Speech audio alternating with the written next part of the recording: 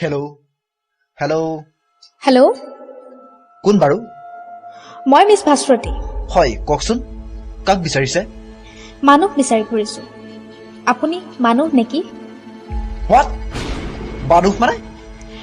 মোক মানুহৰ প্ৰয়োজন হৈছিল। কিন্তু কিয়? মানুহৰ সৈতে মই এখন নতুন পৃথিৱী গঢ়িম। মোলৈ ফোন কৰিলে যে? কি পৃথিৱীত মানুহৰ অভাৱ হৈছে? পৃথিৱীত মানুহৰ অভাৱেই নহয়, পৃথিৱী এতিয়া জটিল ৰোগত আক্ৰান্ত। ধেৎ, কি কৈছে এইবোৰ? ঠিকেই শুনিছে আপুনি। মই এটা নৱযুগৰ সূচনা কৰিম মানুহৰ সৈতে। যদি আপুনি মানুহ, মোৰ সহায়ক হ'বনে? বাৰু, চেষ্টা কৰিম সাধ্যানুযায়ী। আপুনি যদি মোক সহায় কৰিব বিচাৰে, তাৰ আগত দুটামান প্ৰশ্নৰ সন্মুখীন হ'ব লাগিব।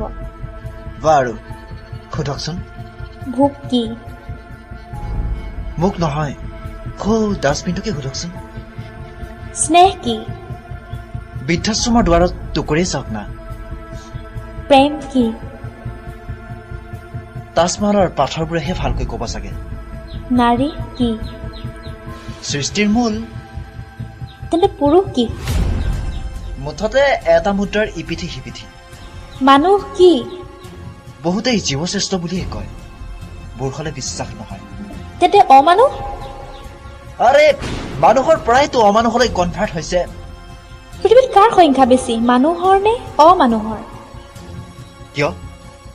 অলপ আগত আপুনিয়ে কোৱা নাছিল জানো যে পৃথিৱী জটিল ৰোগত আক্ৰান্ত?